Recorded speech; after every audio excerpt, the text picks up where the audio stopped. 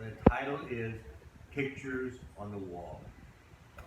When we move into a new place, furnished or unfurnished, usually we find that the only thing on the wall is paint.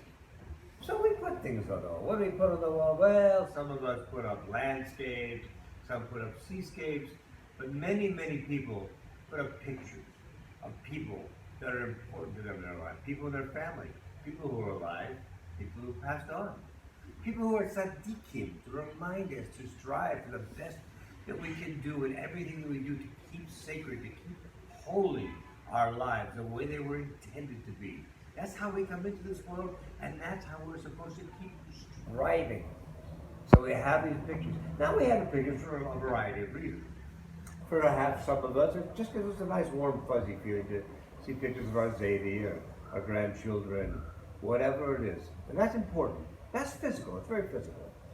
On a more spiritual level, these pictures are important to us because they kind of force us into a mode of checking ourselves. What do we do every day? Are we getting better? Are we getting worse? In the merit of those who are looking up to us, in the merit of those who have passed on and are looking down upon us, and particularly the tzaddikim.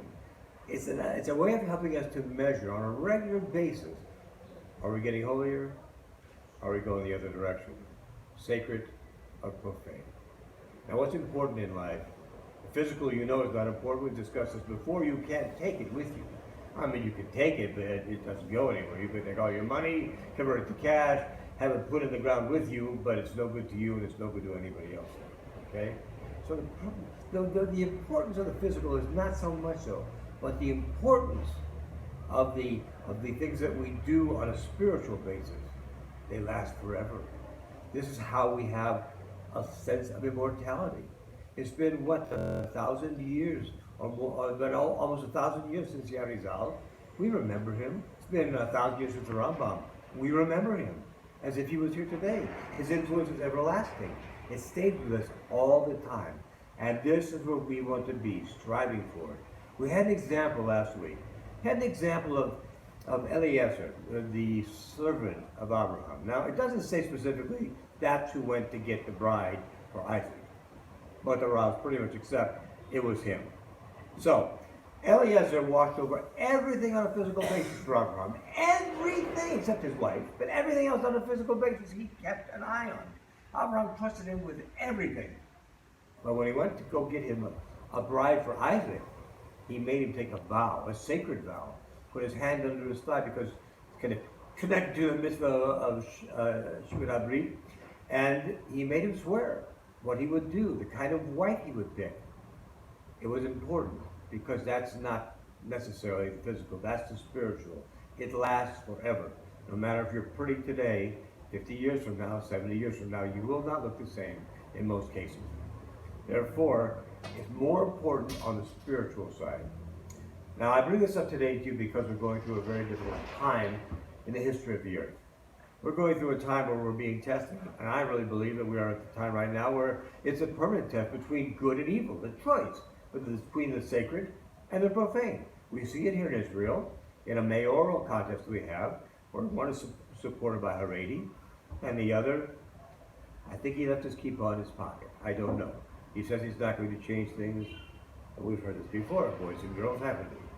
So, you have a choice between the sacred and the profane. The choice is an obvious one this time. It's not so close that you have to say, well, maybe this, maybe that, maybe the other one. It's an obvious choice Hashem has given us. Same thing for you in the United States right now. You have two parties to select from. One party goes on their merit. They try to do things the right way. They try to show you that they're working for your best. They try to do what they're supposed to do, and they try to have an honest election. The other side, I've never seen, first of all, women fight so hard for the right to kill their own children. But that's what these people do, not these people. These people feel the need to cheat. They feel the need to stuff ballot boxes, register false voters, register people who are really eligible to vote. This is how they do things. And they said in interviews that they think cheating is okay.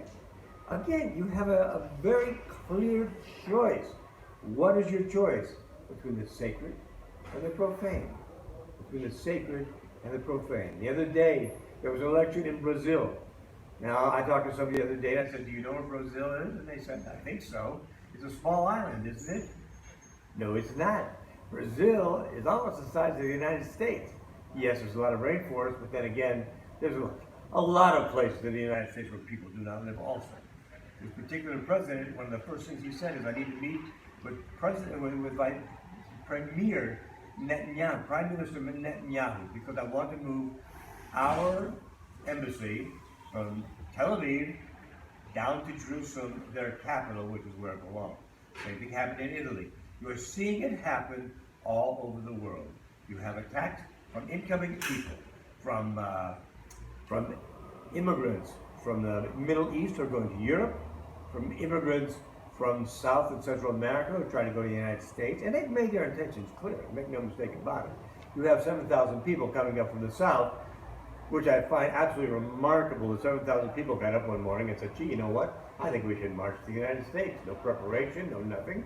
They just started walking. They had sleeping bags. They had food for how many meals a day? Oh, 120,000 maybe. They had sanitary facilities. What do you need for sanitary facilities? They broke down the barrier between Guatemala and Mexico, and now they're headed to the United States, and their intention, by their own admission, is to come in illegally. There are 300 places on the southern border where they can come in legally. They know the rules, they know the laws, they know how to do it. They have chosen not to, by their own intention, by their own words. This is coming now to the U.S., and you have one side saying, we can't let them in until they come in legally. They must go through the same thing that everybody else goes through to come in. My grandparents, my great-grandparents, they were immigrants to the United States. They came from Eastern Europe.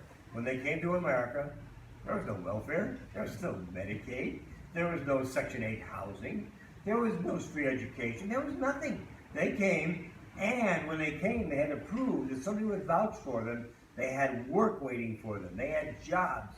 This is how you come to a new country. On the other side, you have people coming to a new country waving the banner of their old country and burning the flag of the country they want so badly to be in. The choice, my friends, has never been so clear, and it's a choice we're all going to have to make. In America, tomorrow, on the 6th, and in Israel, next week, we have a runoff. We have been given a choice, but it's no longer muddied up. It's no longer something that we have to wade through and see what does this side stand for and what does this side stand for. You can tell what the two sides stand for because they've said it with their own mouths. They've said what they want, and we now know this is what they're trying to do. Now, in this week's Parsha coming up, we have two children that are born.